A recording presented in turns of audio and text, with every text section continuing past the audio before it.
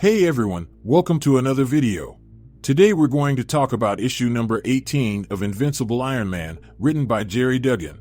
But before we dive into the story, I want to ask you a favor. If you enjoy this video, please leave a like and a comment to help the channel grow. So with that said, this issue opens up at the prison where Rhodey, War Machine, was being kept. And while he was there, Tony figured it would only be a matter of time until Fei Long came for him once the Sentinel Buster was revealed, and just like clockwork, two Orchis soldiers arrived right in front of his jail cell trying to give him Fei Long's regards. Now right as they pulled the trigger, the PIM particles within his necklace activated, revealing the War Machine armor hidden within. So as the suit grew to its original size, the bullets ricocheted off, giving Rhodey the chance to suit up. Now the battle was all but over as War Machine made quick work of the two Orchis soldiers that once threatened him. And before leaving the prison, he made sure to pay a visit to the guard who was on Fei Long's payroll. So with his debt settled, War Machine broke out of prison and took Sandman alongside the Living Laser with him. Now on a side note, I like how Rhodey stayed loyal to those who protected him while he was in jail. So with them home free, Tony states it was weird to be trapped with two of his nemesis in a giant metaphor of his own making, deep in the Australian outback. Because as the three men stood there, Tony Stark encouraged them to keep the conversation going, in order to avoid things getting awkward. Now to me, this was hilarious because Magneto had no idea who Fei Long was or why he was mad.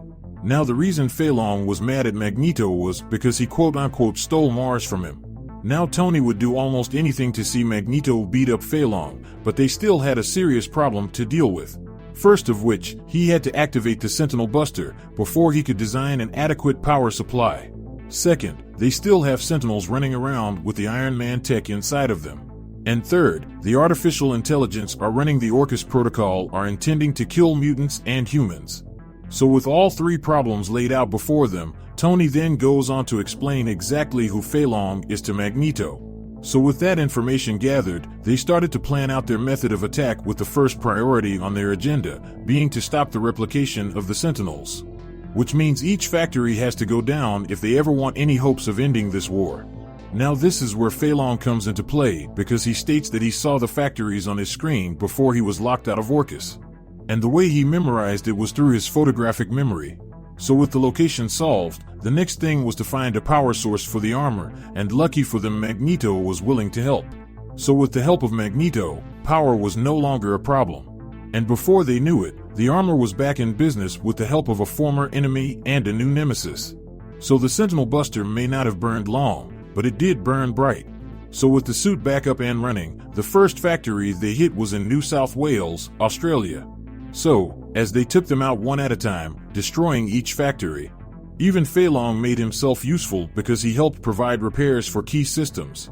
So with yet another target down, they flew to the land of the giant robot, Tokyo, and when they arrived there, the Stark Sentinels were waiting for them to arrive. But they were no match for the merging of cutting-edge technology alongside a mutant powerhouse like Magneto. So because the Sentinels' factories were fully automated, there was no reason for them to be gentle. Because Tony went all out in destroying everything.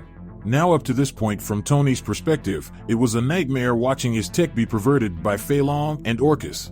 So because of that, he took joy in the hours he spent destroying them until Nimrod arrived.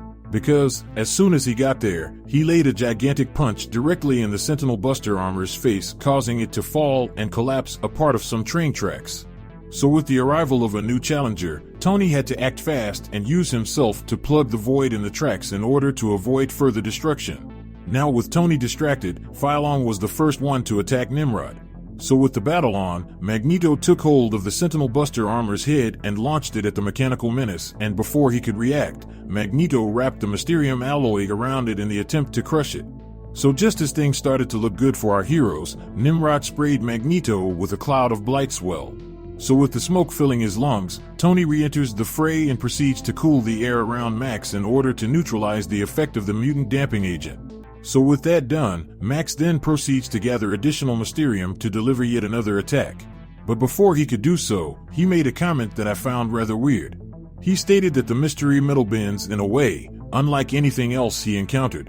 And then he actually compares it to something that feels alive. So with the Mysterium spear lodged in Nimrod's chest, Tony made sure to inform everyone that Mysterium conducts energy at an almost perfect scale. So with that out there, Tony harnessed his power and drove it deep within the Sentinel. But despite all his efforts, that too still wasn't enough to seal the robot's fate.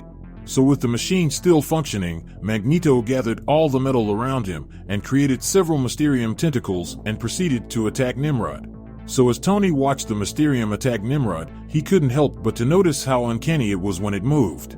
In fact, he almost believed that the metal was alive as he watched it destroy the mechanical threat. So with the day saved and one Nimrod down, Magneto tells his goodbyes to Tony as he leaves to rejoin the fight alongside the rest of the mutants in issue number 5 of the House of X. So with that over, Tony turned his attention to Fei Long and delivered a thunderous right, knocking him out cold. So with that said, this issue of Invincible Iron Man comes to an end.